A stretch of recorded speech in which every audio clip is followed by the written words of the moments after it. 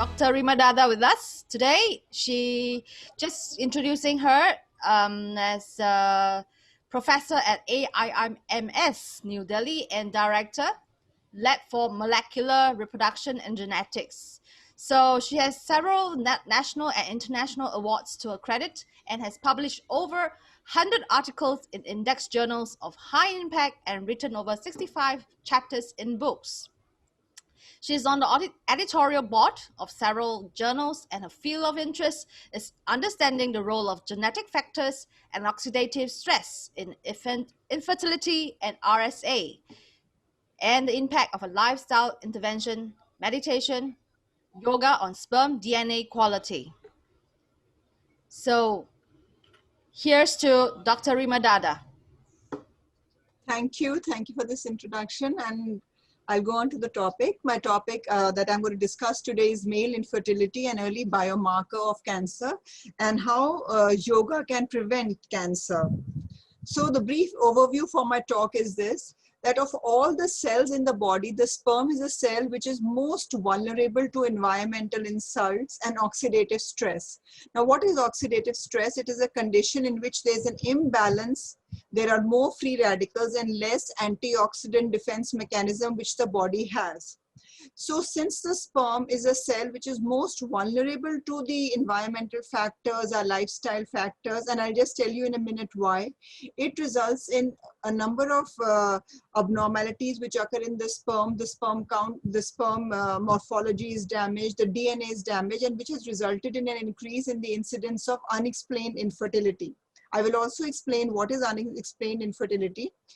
And the most important thing to remember is that infertility is associated with a host of comorbid conditions like depression and even cancer. So infertility is believed to be an early biomarker of cancer, with the men who are infertile have a higher incidence of genitourinary cancers, especially testicular cancer, prostate cancer, and even children who are born to these infertile couples, when they go in for assisted conception, like if they go in for test tube babies, they have a much higher incidence of cancers like retinoblastomas or osteosarcomas. And since infertility is a psychosomatic disorder, because people who are infertile, they have a higher incidence of anxiety, stress, and depression. Therefore, yoga is a lifestyle. It is a profound science of inner well-being, is ideal for managing this psychosomatic disorder. Along with the other treatment that you are giving for infertility, it is very important that you adopt yoga, because it's a mind-body intervention which not only targets the mind, but it also helps to improve the function of the various organ systems, as I'll just show you. So this is a slide which is actually showing you that in the recent decades, there has been a marked decline in the male reproductive health. In about 1960, we used to consider about 120 million the 120 million per ml as the normal sperm count. But now, as per the WHO guidelines, the normal sperm count is 15 million per ml.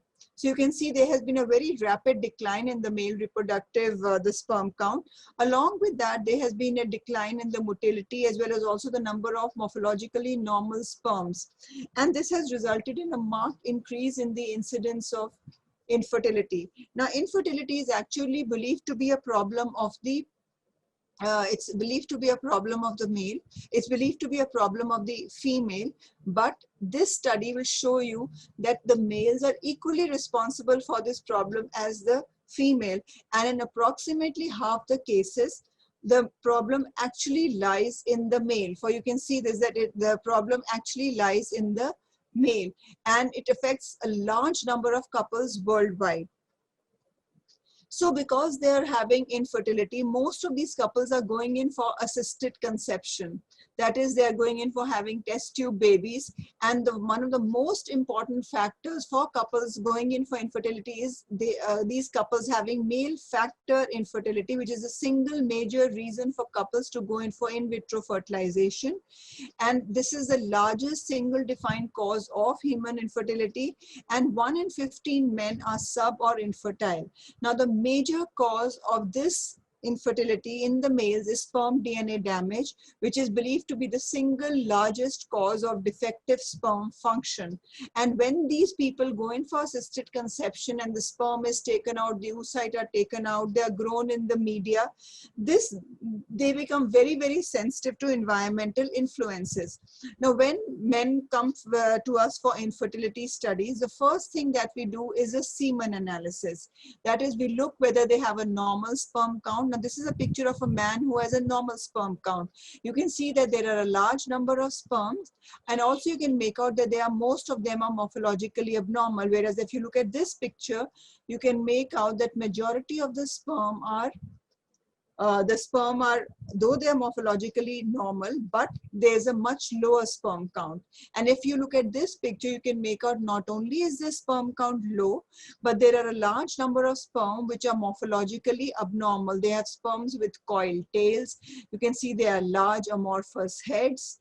Okay, and there are a large number of sperms with this pinpoint head. So the cases are classified whether they have low sperm count, which is oligospermia.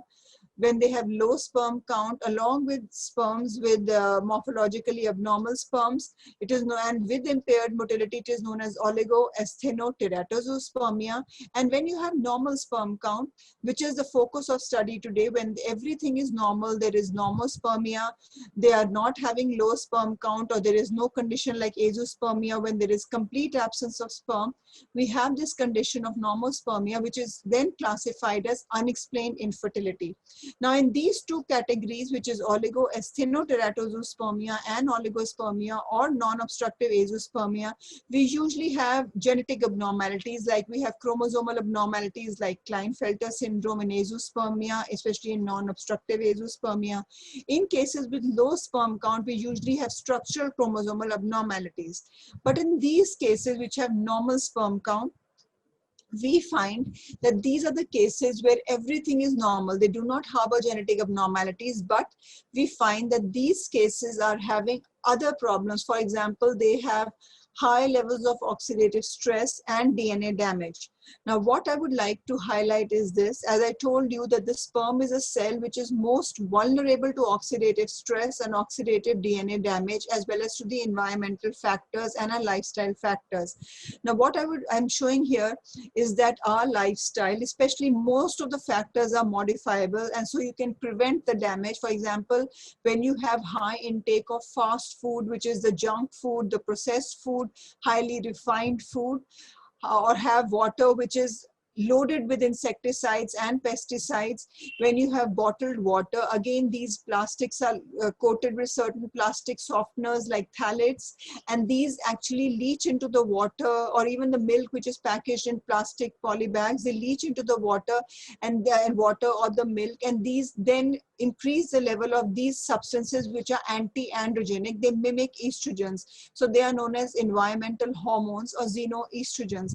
And increasingly we are having these processed foods which are pickled, which are packaged, which are refined foods, which are loaded with a host of agents which are harmful for our body. Also, we see that there is an increased population of men who resort to smoking. Again, smoking causes inflammation, especially testicular inflammation, which causes accelerated aging of the testes. And also we can see that most of us are using cell phones, and many of us use cell phones for prolonged periods of time. And that increased use of cell phone is actually responsible for also these electromagnetic waves causing damage to the sperm, especially affecting the sperm DNA and also affecting its motility. In addition to that, we find that a large number of people are having stress, anxiety, and depression, and also resort to increased intake of alcohol. Now, stress, anxiety, and depression also affects our hypothalamo-pituitary gonadal axis, in addition to these environmental hormones, which not only affect spermatogenesis adversely, but they also affect steroidogenesis, that is the Leydig cells which are going to produce the testosterone, the male hormone testosterone. In addition to that, it's been seen that people who have high intake of non-veg food, Now this non-veg food, now what happens, like as I showed you that during farming, they are putting insecticides and pesticides, and these insecticides and pesticides, they mimic estrogens. They are anti-androgenic. Now what happens when you have vegetarian food, you can at least wash away some of these insecticides and pesticides. But when these animals are actually grazing on these areas, which are in areas, in these pastures, which are also having sprayed with insecticides and pesticides, these insecticides and pesticides are built into the animal's protein. And because of that, you find that the animal's protein has high level of these insecticides and pesticides, which are anti-androgenic. And studies have shown that a high intake of beef can affect the sperm quality. Having junk food results in increase in the infertility in these young men. Mobiles can make a person infertile, and high intake of junk food, processed food, foods which are high in salt, sugars, and flavoring agents cause obesity, which is also making making it difficult for couples to have babies because of this obesity. So we have published this study where we have shown that a host of lifestyle factors, like, you know, even advanced age. Now we are seeing more and more couples are going in to have children at a much later age. So what happens with advanced age, you find that these couples are having father's sperm quality deteriorates. So the sperm DNA quality deteriorates with the age. Though they are still fertile, but the sperm quality goes down. So a host of lifestyle factors like smoking, alcohol consumption, stress, anxiety, depression, exposure to electromagnetic radiation for long periods of time, air pollution, and heavy metals causes an increase in the oxidants and a decrease in the body's defense mechanisms, resulting in production of a host of free radicals. These free radicals damage not only the nuclear DNA, but it also damages the mitochondrial DNA, and it results in the production of a host of products in the DNA. It not only damages the DNA by causing fragmentation, but it also produces certain adducts like this 8-OHDG. And why this product is important? Because this product induces mutations as well as epimutations, and this product is actually responsible for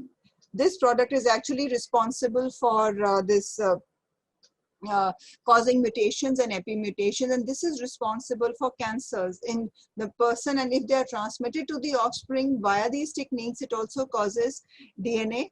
It causes childhood cancers. In addition to that, oxidative stress results in the production of shorter telomeres, and these shorter telomeres are then going to also make the genome unstable, and the DNA damage is also resulting in single double strand breaks. There is genome hypermutability, and this results in infertility. These couples then resort to assisted conception or test tube babies, and this can actually result in children being born with congenital malformations, childhood cancers, neuropsychiatric disorders, autosomal dominant genetic diseases, and recurrent spontaneous abortions. So it's very important that all these disorders are occurring due to the male.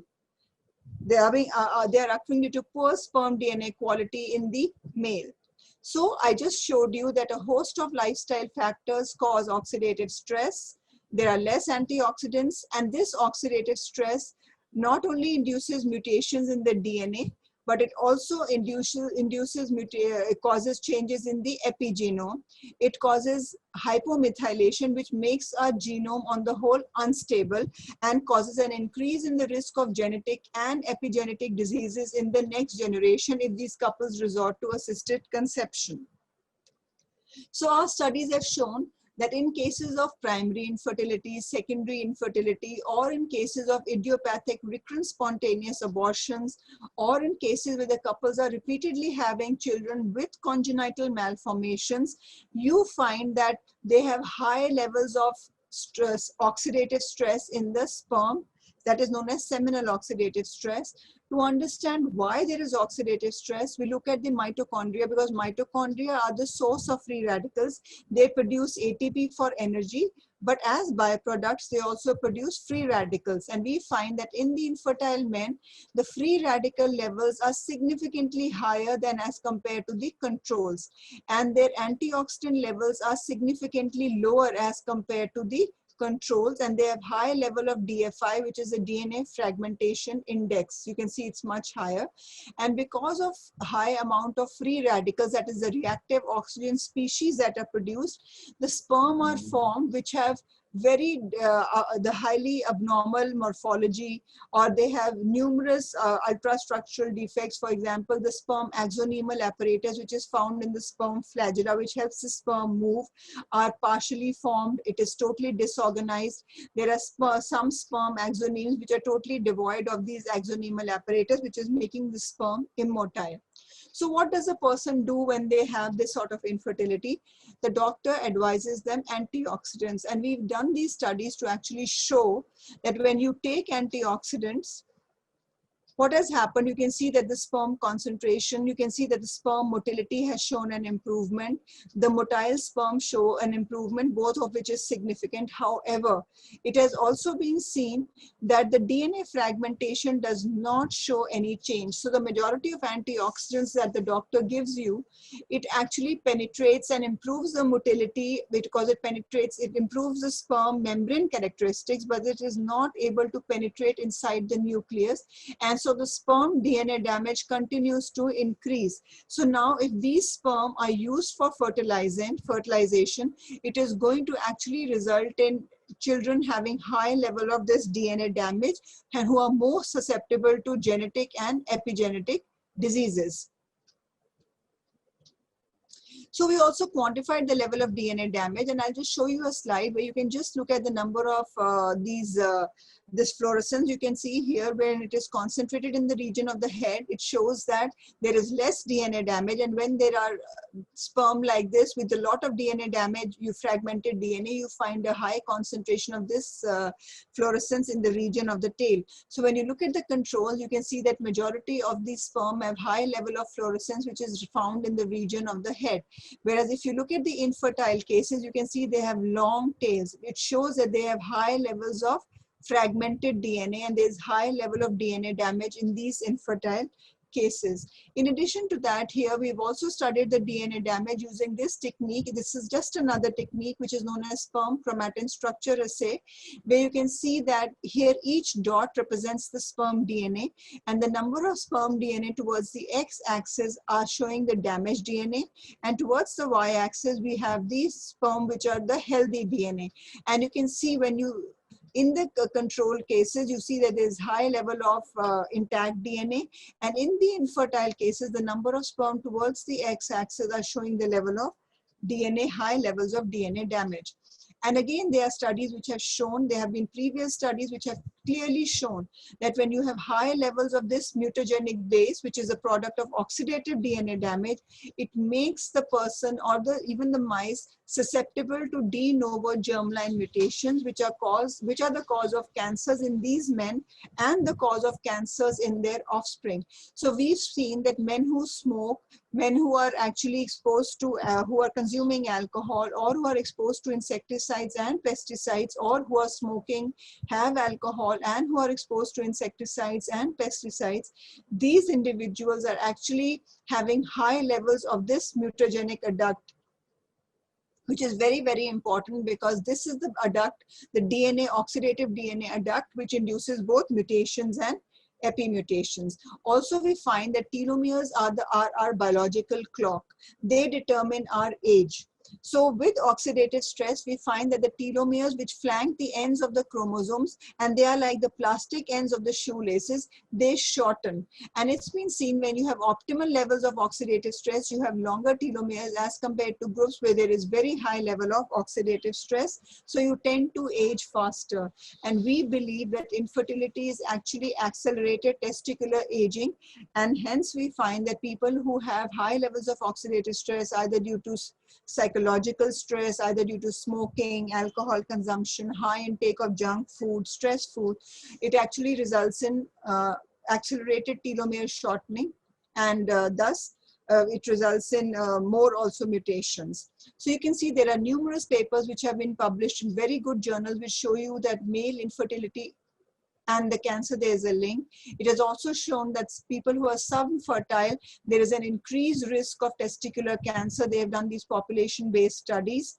In addition to that, there are studies which have actually shown that there is an increased risk of cancer also among men with azoospermia.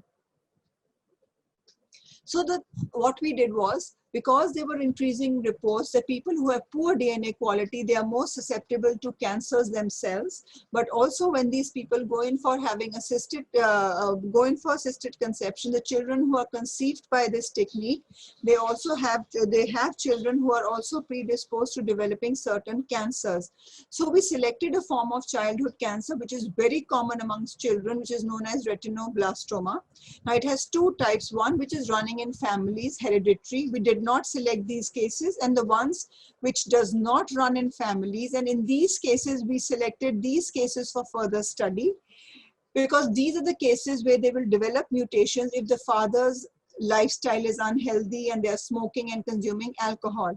And so this is just to show you that further we did this study in those cases where there was no family history of these cancers, and we studied all these parameters in these groups, and we excluded the cases in which the father had the mutation. We selected the cases where the father's blood does not show mutation, but the child has the mutation. So it is seen that majority of the mutations are inherited from the father. This has already been documented. So we selected this cancer, which is known as retinoblastoma, which is a cancer of the retina. And you can see that in these individuals, they had very high ROS levels. The normal ROS levels, that is reactive oxygen species level, should be less than 25. Here it is 63. The DNA fragmentation should be up to 21. It's 33. And now I'm showing you the findings of this study. So we found that in these group of men, you can see that the free radical levels are very, very high as compared to the control population. The DNA fragmentation is very high. And now when you look at these people, when the people who are consuming nicotine and the people who are alcohol consumers, we can actually find that the people who consume nicotine, they had very high levels as compared to the people who did not. And similarly, the alcohol consumers as versus who do not consume alcohol. So this gives you a very, very important message that one should not try to minimize the intake of alcohol and stop smoking, because this actually causes DNA damage. And the sperm does not have the innate capacity to remove its DNA damage because it's a very mature cell, and its DNA is inert. So whatever damage the sperm tends to accumulate, it tends to actually transmit it to the offspring. It does depend on the mother's oocyte to repair some of its damage, but as we delay having a child and the mother's age is also advanced, so we find that the capacity to repair DNA keeps on decreasing with age. This is to show you that majority of the children who had these childhood cancers were usually the last born child when the father's age was also high, beyond 35 years, and therefore the capacity to repair DNA damage also decreases. So now these group of individuals then underwent an intervention of yoga and meditation, and all the parameters that we studied earlier, we also assessed in them post this yoga intervention. We studied these parameters at day 0, pre-intervention, day 10, day 90, and at day 180. So I wanted to show you, so we see the sperm count. We can see that there's a progressive increase in the motility after yoga intervention. There's a significant decline in the free radical, that is a reactive oxygen species. Now it's always been said that whenever we are told to have more fruits and vegetables, because fruits and vegetables are loaded with antioxidants. But the WHO says we need to have 5 servings of fruits and vegetables, and many people can't afford that. But we find that with yoga, you can actually see that there is an increase in the total antioxidant capacity. So the total antioxidant capacity increases, and we did this. This is a randomized study where we find that the people who actually did yoga, there was a significant increase in the level of the total antioxidant capacity, whereas the group that did not practice yoga, they showed no improvement in the increase in the levels of the total antioxidant capacity. We also studied the levels of the sirtuins. Now, sirtuins are anti-aging genes. and these protect the DNA. And we find, and a large number of studies are being done, billions of dollars are being spent to understand how we can prolong our age and live a healthy life for longer periods. And they say that if you have 100 glasses of red wine, you can increase the level, because it has resveratrol, it helps to increase the levels of this sirtuin, SIRT1. But this was the first study to show you that independent of intake of resveratrol or caloric restriction, you can increase the level of this just by practice of yoga. In addition to that, we also studied the levels. I told you this is the base which induces both mutations and epimutations. And we've quantified the level of this base before doing yoga, and this is post yoga.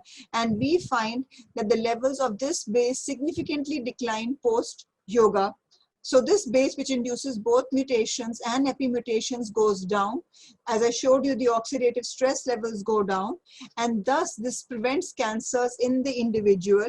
Also, we studied the levels of this base in the children who had cancer. So they have inherited this mutagenic base from their fathers, and we find that these levels of this base is very high as compared to children who did not have retinoblastoma. So this is very, very important, that when men have poor DNA quality and they have oxidative DNA damage, they transmit the oxidative DNA damage to the offspring, predisposing these children to have both genetic and epigenetic disease.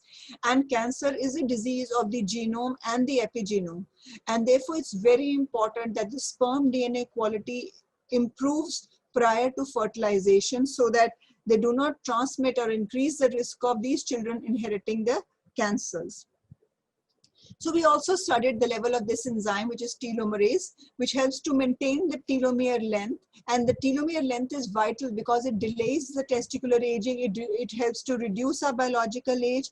And in addition to that, it also helps to maintain the genomic integrity. And it shows an increase when you practice yoga, whereas a group that did not practice yoga does not show any change.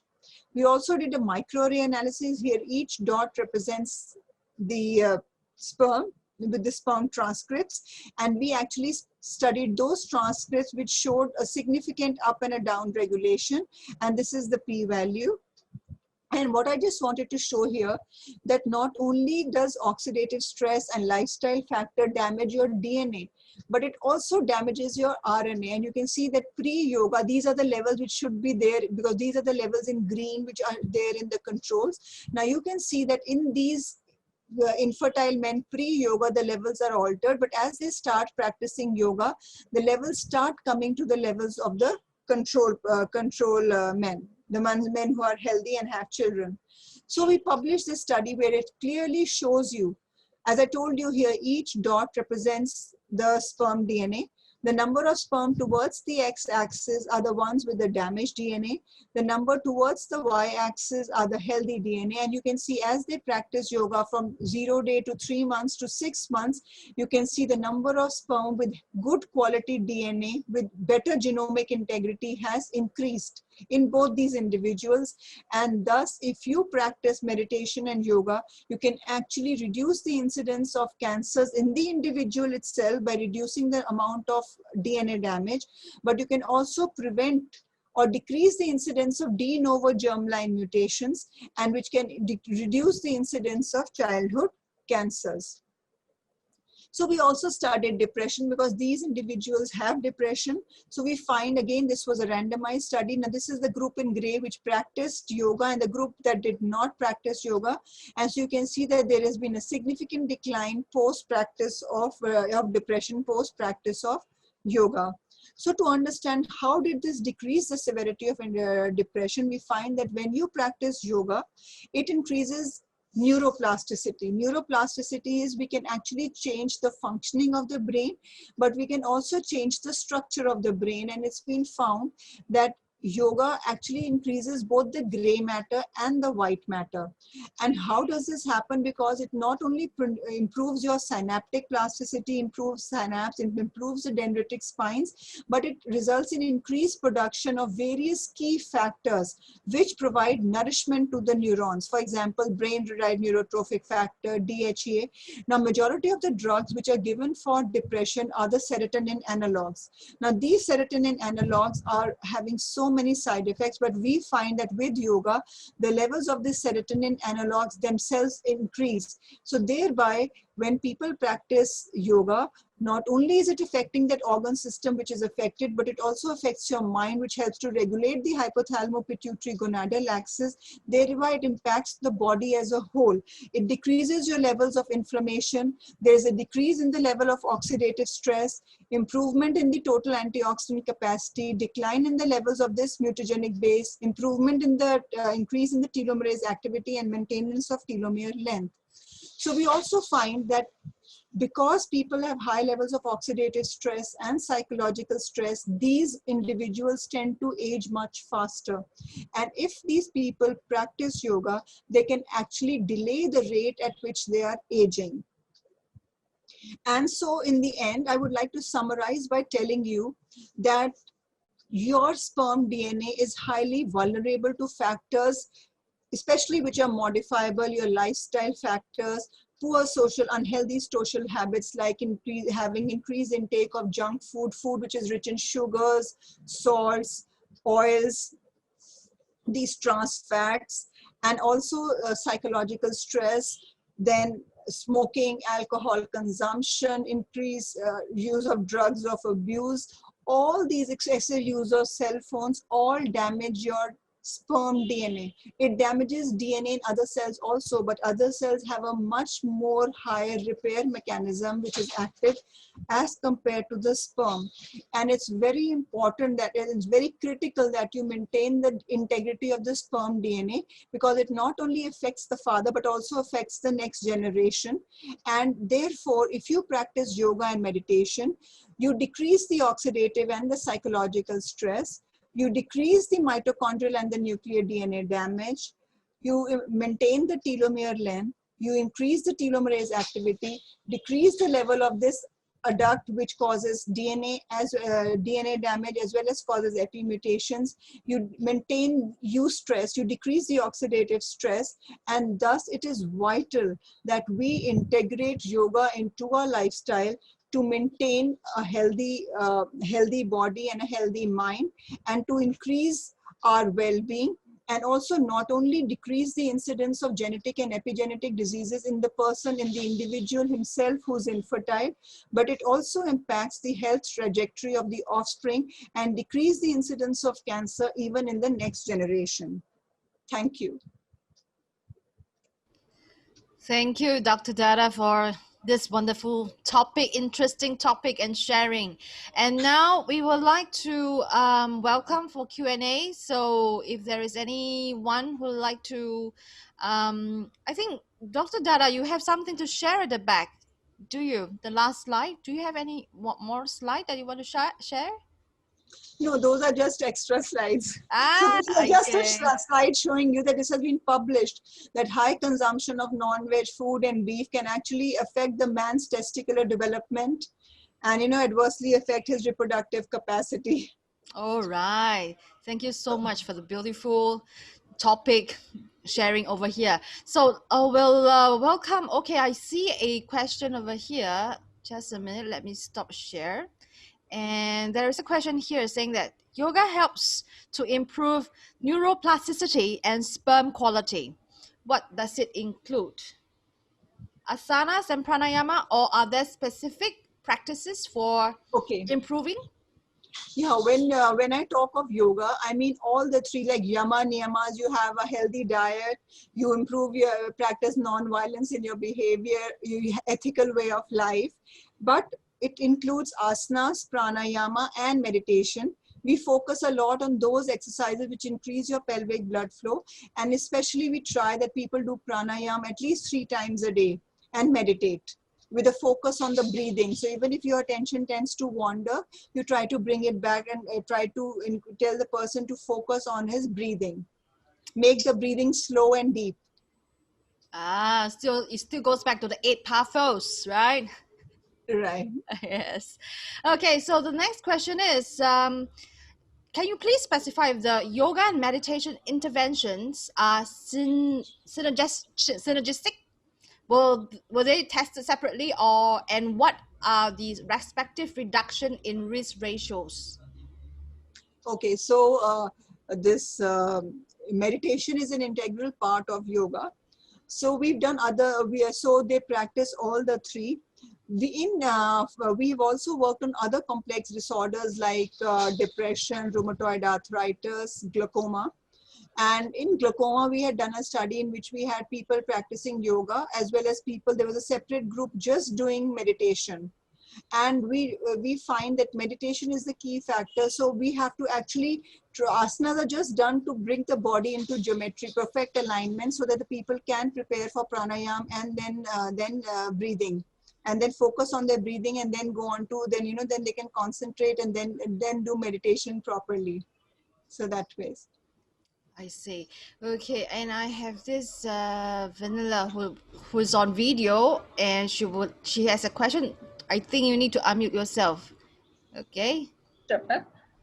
Actually, some of the friends who are all mine, they are having clean habits and they are vegetarian followers also. I have seen the slides so elaborately, but just want to have a crisp of answers. If they are having clean habits also on this one, but they are not willing to do yoga, but they have undergone so many things. Now they are interested in yoga, but almost 7-8 years gone in the treatment only. So now again they are coming back to this. So how can you recommend this, or do they need any psychological counseling or anything kind of See, thing? first of all, the thing is that if they start practicing yoga, definitely their emotional resilience will increase. And if they are depressed, it actually disrupts your hypothalamo-pituitary gonadal axis and your hormones go into disarray. So you have to build their confidence. See, first we should actually know what is the cause of infertility. It has to be evaluated. Is it female factor? Is it male factor? Sometimes they could be having some factors, maybe some infections which need to be treated, some obstruction which needs to be treated. But if they do yoga, definitely when their mental well-being increases and they start doing yoga, definitely they would definitely increase their chances of conceiving. But the most important thing is they should actually find out what is the exact cause of their infertility. Thank you.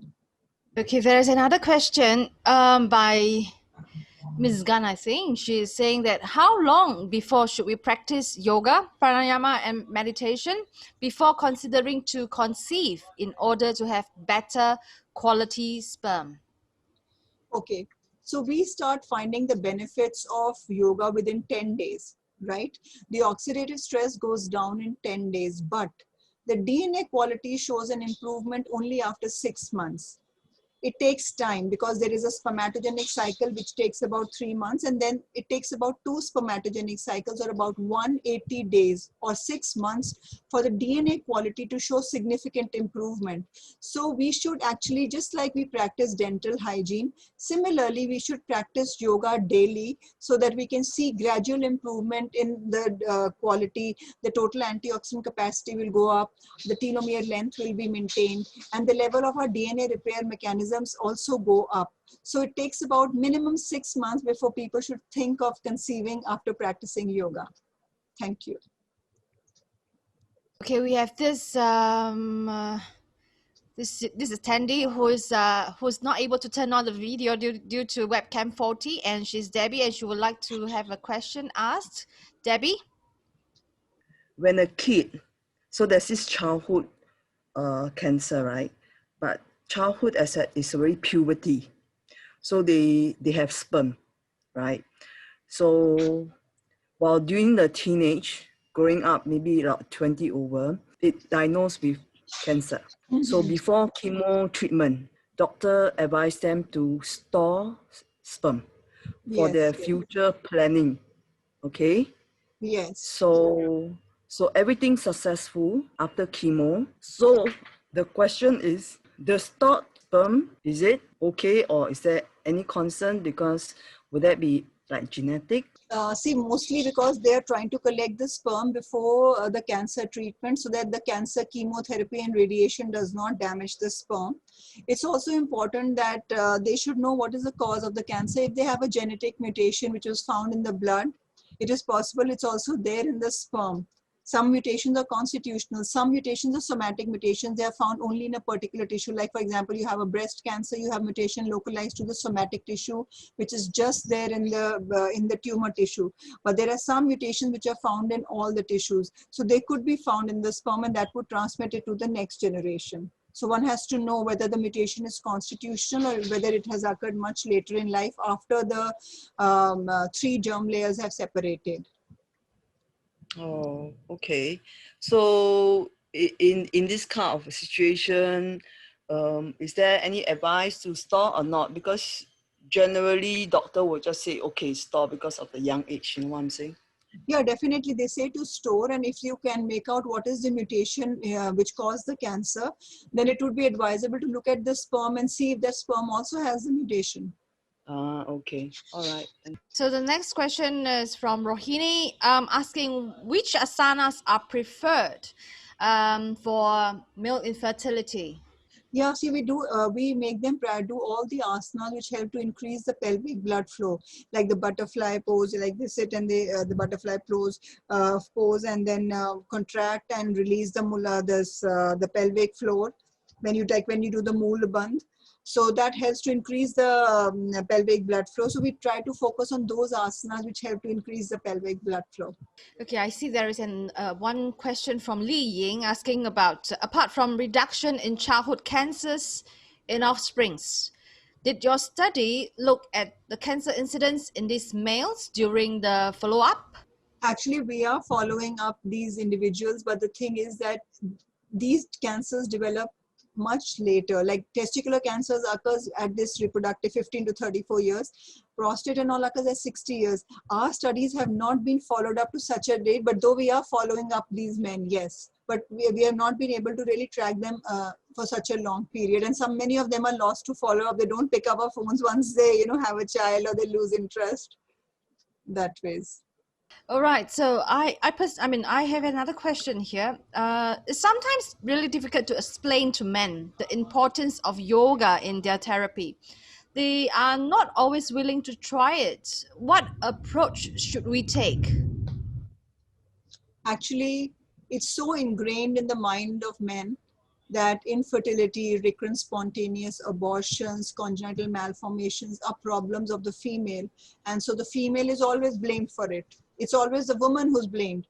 So firstly, it's important to convince them. And I think the most important thing is that the mass media, the newspapers, the radio, these should be used to, first of all, bring it to the notice of the general public that how males are equally responsible for this problem.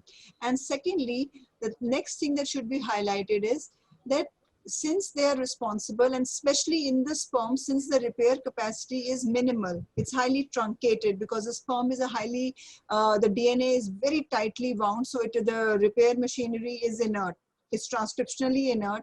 So they need to practice a healthy lifestyle right from the time they are themselves conceived, because all the germ cells have a memory.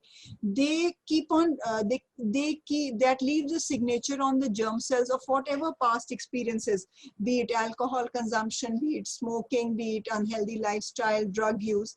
So it's very, very important. So just before conception, people start, when they plan to have a child, they start having vegetarian food, they start having vitamins. It's important to remember, now it's said that biological parenting begins much before conception. It actually begins when the parents themselves are conceived. So it's very, very important if it is highlighted. And now we have so many evidence-based studies. They are available on the net, they are available on PubMed, that these men are shown that if they practice yoga, they can actually improve their DNA quality. For example, if they are men who have poor DNA quality, they can go in for assisted conception. Fertilization occurs, but the carry home live birth rate is poor. So they will be not only having emotional trauma, but then they also have financial stress because they are spending so much on these techniques. Whereas if they practice yoga and meditation, they may not even require these techniques. And why does the IVF or ICSI is unsuccessful? Because the DNA quality is poor, because of which the blastocyst quality is poor, the embryo quality is poor, and it does not implant. So if the DNA quality is improved prior to fertilization, it may help in having better success rates, and some of the people may actually conceive spontaneously. They may not even require this technique, but we just need to practice it on a regular basis. Even if we do it for 20 to 30 minutes daily, it can be very, very helpful, but it should be done daily. Thank you so much for Thank you. Dr. Dara to really share this wonderful topic. Interesting topic definitely is. If there is no other questions, we will actually thank you, Dr. Rima Dada, for spending her time sharing with us this topic. And if there are any more other questions, please drop us Union Yoga a message, and then we will just convey the message accordingly. Okay, so I wish everybody well, healthy, and be safe. Thank you so much. Namaste. Thank you. Thank you. Doctor. Thank you, doctor. Thank you.